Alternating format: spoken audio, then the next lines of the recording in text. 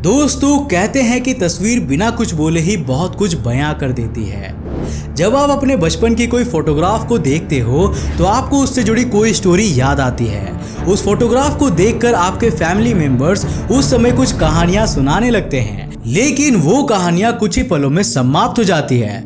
पर आज मैं आपको नासा के द्वारा जारी की गई एक सैटेलाइट इमेज दिखाने वाला हूँ। अभी आप स्क्रीन पर जो इमेज देख रहे हो वो नासा की कई सारी सैटेलाइट इमेज को मिलाकर बनी हुई एक कॉम्पोजिट इमेज है जिसे नासा ने जारी किया है। ये रात के समय की इमेज है और आप इसमें जो येलो कलर का पार्ट देख पा रहे हो वो लाइट के सोर्सेस है। अब अगर मैं आपसे पूछूं कि इस इमेज को देखकर आपको क्या याद आ रहा है, दुनिया की ऐसे कौन कौन सी घटनाएं और जानकारियां आप इस इमेज को देखकर जान सकते हो, तो भाई आप कहोगे कि ये तो बस एक नॉर्मल सी सैटेलाइट फोटो है, इसमें कौन सी कहानी होगी। आपको जानकर हैरानी होगी कि सिर्फ इस एक सैटेलाइट इमेज के जरिए हम दुनिया के बारे में बहुत कुछ जान सकते हैं और इसके वर्तमान और इतिहास में हुए घटनाओं के प्रभाव को भी देख सकते हैं। आई गेस अभी तक आप इसके बारे में जानने और उन कहानियों को सुनने के लिए काफी ज्यादा एक्साइटेड हो गए होंगे, तो फिर देर किस बात की, चलिए शुरू करते हैं आज के इस नए एपिसोड को। तो आज के इस वीडियो को बिल्कुल एंड तक जरूर देखना। तो हेलो गाइस, मैं हूं कौशिक और चलिए शुरू करते हैं आज के इस नए एपिसोड को।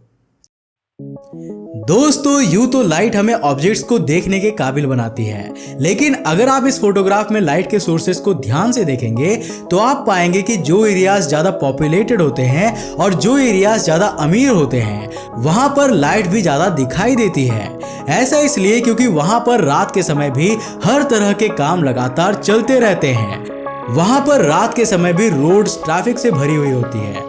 बड़े बड़े होटल्स, मॉल्स और आसमान छूती इमारतें रोशनी से जगमगाती रहती है।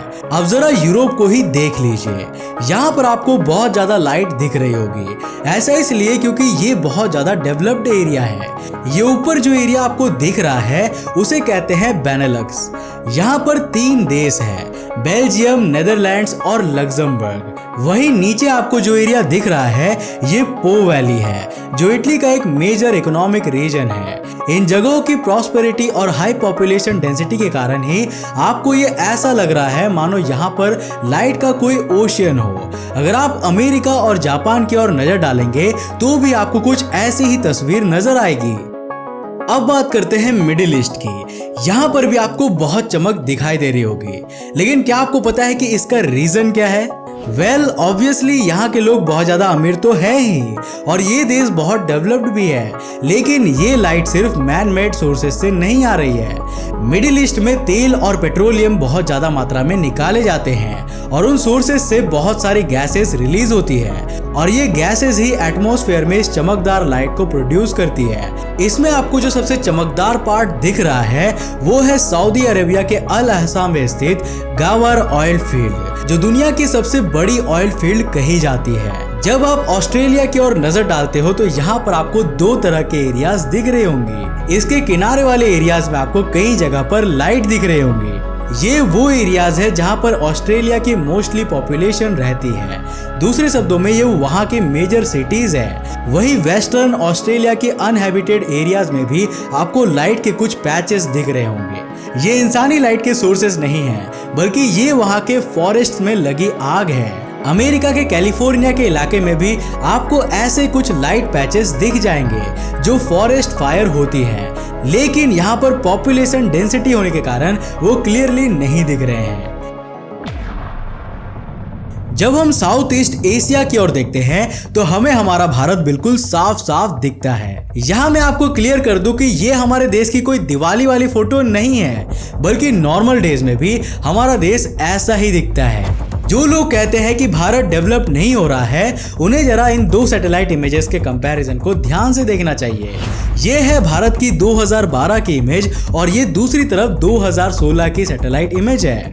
आप देख सकते हैं कि ये इमेज कितनी ज्यादा ब्राइट हो चुकी है। जैसा कि मैंने आपको पहले ही बताया कि ज्यादा लाइट का मतलब ज्यादा डेवलप्ड एरिया है। इस इमेज में आप भारत की मोस्ट डेवलप्ड और हाई पॉपुलेटेड सिटीज जैसे कि मुंबई, दिल्ली, चेन्नई और कोलकाता को साफ साफ देख सकते हैं। वहीं ऊपर राजस्थान के एरिया में आपको थार डेजर्ट दिख रहा होगा, जहां पर बहुत ज्यादा डार्कनेस वाला एरिया है। यहाँ पर आप इंडिया और पाकिस्तान के बॉर्डर को भी देख पा रहे होंगे। पाकिस्तान के एरिया में देखने पर आपको साफ समझ आ रहा होगा कि इस देश में इकोनॉमिक डेवलपमेंट की हालत कैसी है। जब आप अफ्रीका की ओर देखते हैं तो आपको मोस्टली एरिया ब्लैक दिख रहा होगा, जो वहां के खस्ता हाल इकोनॉमिक डेवलपमेंट का प्रूफ है। यहाँ पर आपको थोड़ी बहुत लाइट सिर्फ साउथ अफ्रीका, मोजाम्बिक और इजिप्ट के इलाके में देखने को मिलती है। ये जो आपको चमकदार सी लाइन ऊपर की ओर दिख रही है वो इजिप्ट के एरिया में बहती नील रिवर है। यहाँ पर बहुत सारे कमर्शियल बोट्स तैरती रहती है और यही कारण है कि ये आपको बहुत ब्राइट दिख रही है। वहीं इसके ऊपर आपको जो चमकदार एरिया दिख रहा है वो इजिप्ट की कैपिटल कायरो है, जो अफ्रीका की सबसे डेवलप्ड रीजन्स में से गिना जाता है। पर कम लाइट्स होने का मतलब सिर्फ कम डेवलपमेंट नहीं होता, बल्कि इसके और भी रीजंस हो सकते हैं। ये है सीरिया। साल 2011 में यहाँ पर सिविल वॉर शुरू हुआ था, जो आज तक चल रहा है और लाखों जाने ले चुका है। यहाँ पर पावर की सप्लाई बहुत ज्यादा खराब है। अब जहाँ जान बचाने की जद्दोजहद हो, वहाँ अंधेरे और रोशनी में कोई फर्क नहीं होता। साल 2012 और 2016 की सैटेलाइट इमेजेस को कंपेयर करने पर हम सिविल वॉर से हुई सीरिया की भारी तबाही को आसानी से देख सकते हैं। इसमें आपको सिर्फ 2 ब्राइट पॉइंट्स दिख रहे होंगे। नीचे वाला पॉइंट है राक्का। ये शहर काफी समय तक टेररिस्ट ऑर्गेनाइजेशन ISIS की कैपिटल रही है। समय के साथ साथ जिस तरह इस शहर की ब्राइटनेस कम हो रही है वो दिखाता है कि किस तरह ये शहर बर्बाद हो रहा है और यहाँ रहने वाले लोगों की स्थिति क्या है। ऊपर वाला पॉइंट है एलेप्पो। सिविल वॉर के पहले ये सीरिया का सबसे बड़ा शहर हुआ करता था, लेकिन अब नहीं। एलेप्पो को अपनी सांस्कृतिक विरासत के लिए साल 1986 में यूनेस्को वर्ल्ड हेरिटेज साइट्स में शामिल किया गया था और ये दुनिया के सबसे ज्यादा पुराने शहरों में गिना जाता है, लेकिन युद्ध ने इसे पूरी तरह से बर्बाद कर दिया। किसी ने सच ही कहा है कि युद्ध और नफरत की मानसिकता आपको पूरी तरह से बर्बाद कर सकती है। कुछ ऐसे ही सबूत हमें कोरियन पेनिनसुला में देखने को मिलते हैं। कोरियन पेनिनसुला 1945 में 2 हिस्सों में डिवाइड किया गया था, नॉर्थ कोरिया और साउथ कोरिया। ये जो आपको ऊपर की ओर दिख रहा है ये है नॉर्थ कोरिया और नीचे की ओर आपको लाइट की जो नदी दिख रही है वो है साउथ कोरिया।